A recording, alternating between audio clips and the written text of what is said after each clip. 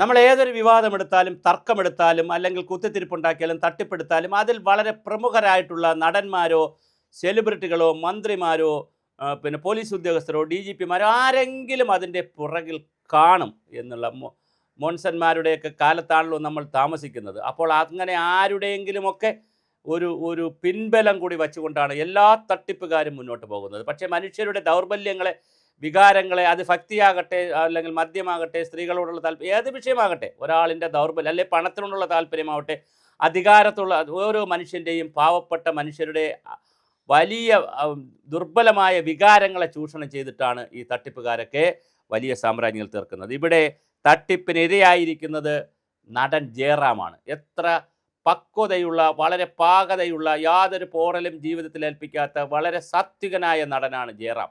അദ്ദേഹം വിവാഹം കഴിച്ചത് പാർവതിയാണ്. വിവാഹം കഴിച്ചതിന് ശേഷം പാർവതി സിനിമയിൽ പോലും അഭിനയിക്കുന്നില്ല, ആ ഒരു കുടുംബജീവിതം നയിക്കുകയാണ്. അപ്പോൾ വളരെ മനോഹരമായി ചെന്നൈയിൽ താമസിക്കുന്ന നടൻ ജയറാമിന് അദ്ദേഹം നല്ലൊരു കലാകാരനാണ്, ചെണ്ട വിദഗ്ധനാണെന്ന് പറയാം, ചെണ്ട കൊട്ടുന്ന ആളാണ്, നന്നായി അദ്ദേഹം ഭക്തനാണ്. തലമുറകളായി ശബരിമലയിൽ പോയി പ്രാർത്ഥിക്കുന്ന ആളാണ്.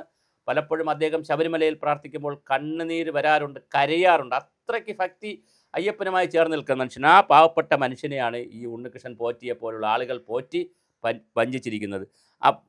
ഇപ്പോൾ സോഷ്യൽ മീഡിയയിലും ചാനലുകളിലും കറങ്ങുന്ന അല്ലെങ്കിൽ കാണിക്കുന്ന ഒരു ഫോട്ടോ ജയറാമിൻ്റെ വീട്ടിൽ വെച്ച് പൂജ നടന്നു എന്നുള്ളതാണ്. ശരിക്കും ജയറാമിൻ്റെ വീട്ടിൽ വെച്ചല്ല പൂജ നടന്നത്. 2019 ചെന്നൈയിൽ വച്ചാണ്, ഈ ഫാക്ടറിയിൽ വച്ചാണ് ശബരിമലയിലെ വാതിൽ എന്നുള്ള അല്ലെങ്കിൽ പാളി എന്നുള്ള വസ്തു വച്ചുകൊണ്ടുള്ള പൂജ നടന്നത്. ആ പൂജയിൽ ജയറാമിനെ കൂടെ ക്ഷണിച്ചു. കാരണം ജയറാമിനെ ശബരിമലയിൽ വെച്ച് ഉണ്ണികൃഷ്ണൻ പോറ്റി നിരവധി തവണ കണ്ടിട്ടുണ്ട്.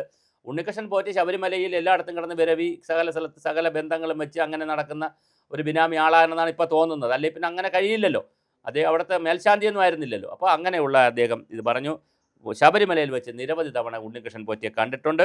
ചെന്നൈയിൽ നടന്ന ചടങ്ങിൽ വീരമണിയും പങ്കെടുത്തിട്ടുണ്ട്. കാരണം അവരെല്ലാം അയ്യപ്പൻ്റെ വിഷയം എന്ന് കേൾക്കുമ്പോൾ അവർ ചാടി വീഴും. കാരണം അവർക്കൊരു വികാരമാണല്ലോ. അപ്പോൾ അല്ലെങ്കിൽ അവരുടെ ഒരു ദൗർബല്യമാണ് ദൈവത്തിലുള്ള വിശ്വാസമൊക്കെ. അപ്പോൾ തീർച്ചയായിട്ടും അവർ പോയി. അങ്ങനെയാണ്, അത് മഹാഭാഗ്യമായിട്ടാണ് കരുതിയത്.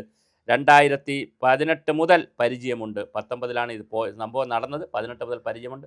ഒരുപാട് VVIPകളുമായിട്ടും ഈ ഉണ്ണികൃഷ്ണൻ പോറ്റിക്ക് ബന്ധമുണ്ട്. ആ ബന്ധങ്ങളൊക്കെ ജയറാമിനോടും പറഞ്ഞിട്ടുമുണ്ട്. അപ്പോൾ അത് വളരെ ഭാഗ്യമായിട്ട് താൻ കരുതിയാണ് താനിത് ചെയ്തത്. മഹാഭാഗ്യമായി താൻ കരുതി ചെയ്ത കാര്യം, 2019 ചെയ്ത കാര്യം 19 കഴിഞ്ഞ് 20, 6 വർഷം കഴിയുമ്പോൾ അത് വലിയ വിവാദമാകുമെന്ന് ഒരിക്കലും ഞാൻ വിചാരിച്ചില്ല. ഇത് 2019 ഫാക്ടറിയിൽ നടന്നൊരു പൂജയിലാണ് ഞാൻ പങ്കെടുത്തത്. എൻ്റെ വീട്ടിൽ വച്ചല്ല പൂജ നടന്നതെന്ന് ജയറാം പറയുന്നു.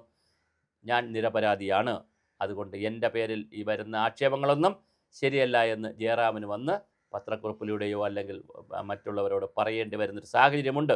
അതുകൊണ്ട് VVIPകളായിട്ടുള്ളവരും സെലിബ്രിറ്റികളും ഇതുപോലെ ആരെങ്കിലുമൊക്കെ വരുമ്പോൾ പക്ഷേ ജാഗ്രത പറ്റുന്നില്ല. കാര്യം വരുന്ന ആളുകൾ അത്രമാത്രം വിശ്വസ്തമായ കാര്യങ്ങളുമായിട്ടാണ് വരുന്നത്. അവരാദ്യം ചെയ്യുന്നത് സമൂഹത്തിൽ വിശ്വാസം ഉറപ്പിക്കുന്നതിനുള്ള കാര്യങ്ങൾ ചെയ്തു കൂട്ടും. ചാരിറ്റി പ്രവർത്തനങ്ങൾ ചെയ്യും. ഈ ഉണ്ണികൃഷ്ണൻ പോറ്റി തന്നെ ആംബുലൻസ് കൊടുത്തിരിക്കുന്നു, അന്നദാനം നടത്തിയിരിക്കുന്നു, ഒരുപാട് ചാരിറ്റി പ്രവർത്തനങ്ങൾ ചെയ്യും. ആ ചാരിറ്റി പ്രവർത്തനങ്ങളിൽ മുഖ്യമന്ത്രി ഉൾപ്പെടെയുള്ള ഒരുപാട് പേരെ പങ്കെടുപ്പിച്ചിരിക്കുന്നു.